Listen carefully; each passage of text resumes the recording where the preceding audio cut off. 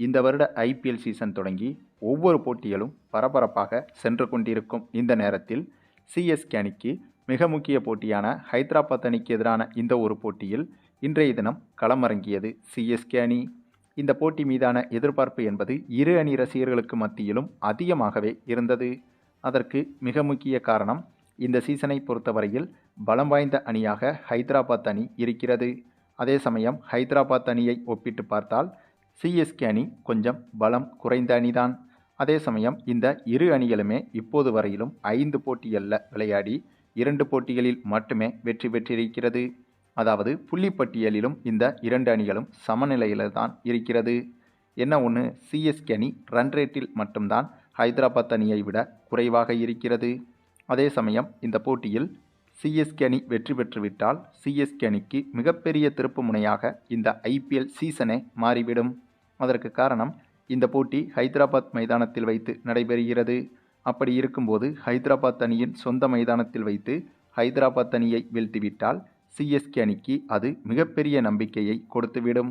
அதிலும் ஏற்கனவே தொடர்ச்சியாக 2 வெற்றிகளை பெற்று வந்த சிஎஸ்கே அணி இந்த போட்டியில் மட்டும் 3வது வெற்றியை பெற்றுவிட்டால் அதுவும் சிஎஸ்கே அணிக்கு மிகப்பெரிய நம்பிக்கையை ஏற்படுத்தும். அது மட்டுமில்லாமல் இந்த சீசன் தொடங்கி தொடர்ச்சியாக 3 போட்டிகளில் தோல்வியடைந்த சிஎஸ்கே அணி இந்த போட்டியில் வெற்றி பெற்றால் தொடர்ச்சியாக அதே 3 போட்டிகளில் ஹாட்ரிக் வெற்றியை பெற்றுவிடும். அந்த பக்கம் ஹைதராபாத் அணியை எடுத்துக்கொண்டால் ஹைதராபாத் அணி வெற்றி தோல்விகள் என மாறி மாறி சென்று கொண்டிருக்கிறது.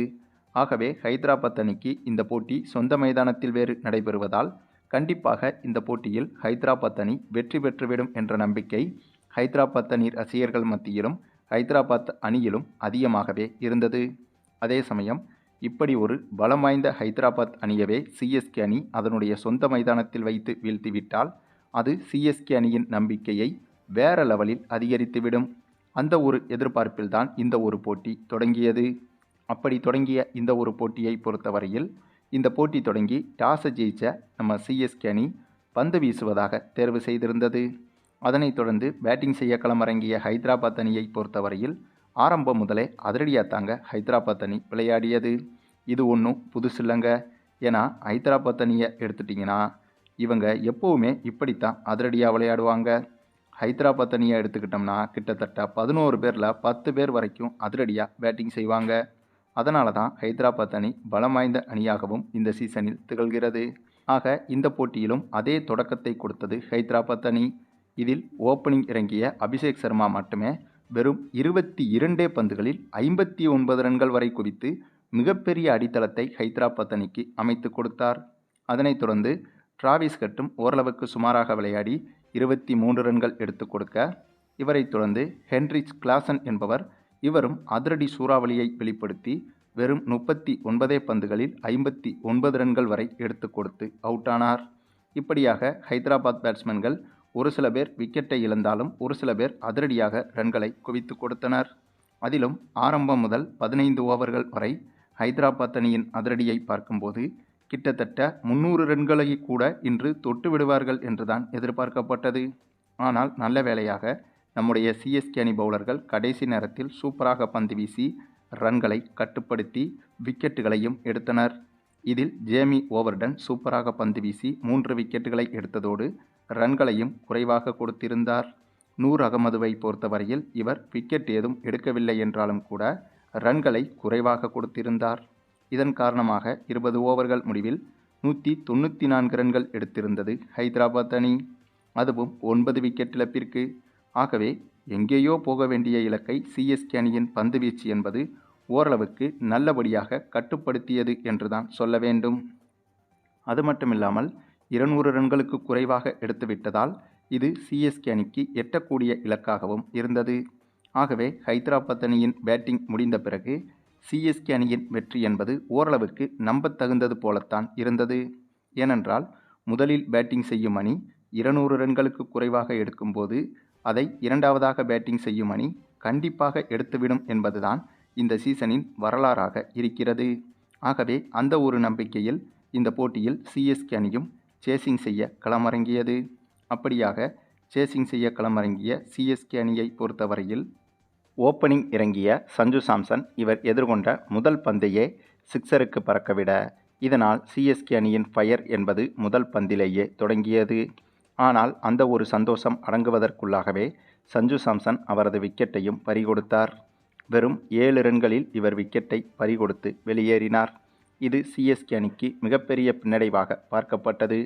ஆனாலும் கூட அடுத்து களமிறங்கிய ஆயுஷ் மாத்ரே வந்துட்டு சூப்பராக பேட்டிங் செஞ்சாருங்க. இவர் களமிறங்கி முதல் பந்திலிருந்து கடைசி பந்து வரையிலும் அதிரடியாக விளையாடி வர, அப்போது திடீரென இவருக்கு காலில் தசைப்பிடிப்பு ஏற்பட்டது. இதன் காரணமாக பேட்டிங் செய்ய முடியாமல் வெளியேறிவிடலாமா அல்லது தொடர்ந்து பேட்டிங் செய்யலாமா என்ற தடுமாற்றத்துடனே ரன் ஓட முடியாமல் தொடர்ந்து பேட்டிங் செய்து வந்தார். இந்த குழப்பமான மனநிலையில் பேட்டிங் செய்து வந்த இவர் 30 ரன்கள் எடுத்திருந்த போது இவரது விக்கெட்டையும் இழந்தார்.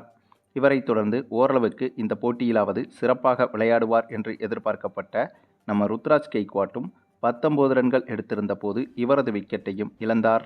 மறுபக்கம் ரன்கள் என்பது சிஎஸ்கே அணிக்கு போதுமான அளவுக்கு வந்து கொண்டேதான் இருந்தது. அதனால் சிஎஸ்கே அணி வீரர்கள் நம்பிக்கை இழக்காமல் இந்த போட்டியில் தொடர்ந்து சிறப்பாக விளையாட முயற்சி செய்தனர்.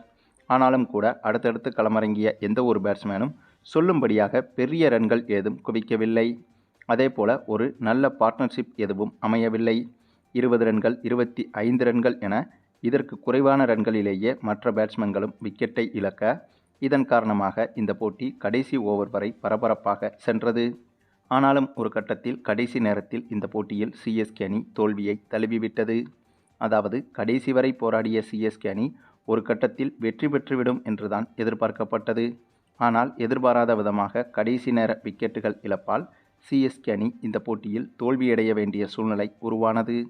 அதே சமயம் இந்த ஒரு போட்டியில் என்னதான் சிஎஸ்கே அணி தோற்றாலும் கூட அது வெற்றியை விட மிக முக்கிய சம்பவம் ஒன்றை சிஎஸ்கே அணிக்கு பெற்றுக் கொடுத்திருக்கிறது.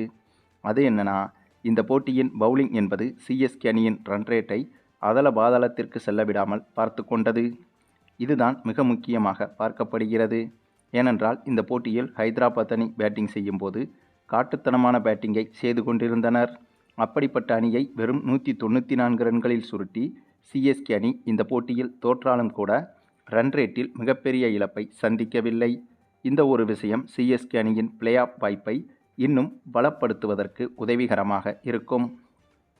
ஏனென்றால் சிஎஸ்கே அணிக்கு இன்னும் 8 போட்டிகள் மீதமிருக்கிறது. அந்த 8 போட்டிகளில் 5 அல்லது 6 போட்டிகளில் வெற்றி பெற்றாலே சிஎஸ்கே அணி எளிதாக பிளே ஆஃபுக்குள் சென்றுவிடும். ஆனால் ரன் ரேட்டில் மட்டும்தான் சிஎஸ்கே அணி குறைந்துவிடக்கூடாது. ஆகவே ரன் ரேட்டை குறைய விடாமல் இந்த போட்டியில் சிஎஸ்கே அணி பாதுகாத்ததுதான் இந்த போட்டியில் சிஎஸ்கே அணிக்கு பாசிட்டிவாக பார்க்கப்படுகிறது. அது மட்டுமில்லாமல் சிஎஸ்கே அணியின் பிளே ஆஃப் வாய்ப்பை பலப்படுத்தும் விதமாகத்தான் மற்ற அணிகளின் வெற்றி தோல்விகளும் சிஎஸ்கே அணிக்கு சாதகமாகத்தான் இருந்து வருகிறது. அதற்கு உதாரணம்தான் இன்றைய தினம் மதியம் நடைபெற்ற மற்றொரு மேட்சில் ஆர்சிபி அணி டெல்லி அணியிடம் தோல்வியடைந்தது. புள்ளிப்பட்டியலில் டாப்பில் இருக்கும் ஆர்சிபி அணி ஒரு சில தோல்விகளை தொடர்ச்சியாக அடைந்து வருகிறது. இந்த ஒரு விஷயமும் புள்ளிப்பட்டியலில் கீழே இருக்கும் சிஎஸ்கே அணி உள்பட மற்ற அணிகளின் பிளே ஆஃப் வாய்ப்பை அதிகப்படுத்துவதற்கு சாதகமாக அமைந்திருக்கிறது. சரி, நீங்கள் சொல்லுங்கள், இந்த ஒரு மேட்சில் சிஎஸ்கே அணியின் அணுகுமுறை எப்படி இருந்தது என்பதை பற்றியும், இந்த போட்டியில் சிஎஸ்கே அணி வெற்றி பெற்றிருக்க முடியுமா என்பதை பற்றியும், எந்த ஒரு காரணத்தால் இந்த போட்டியில் சிஎஸ்கே அணி தோல்வியடைவதற்கு முக்கிய காரணமாக இருந்தது என்பதை பற்றியும் உங்களுடைய கருத்துக்களையும் கமெண்டில் தெரிவிங்க.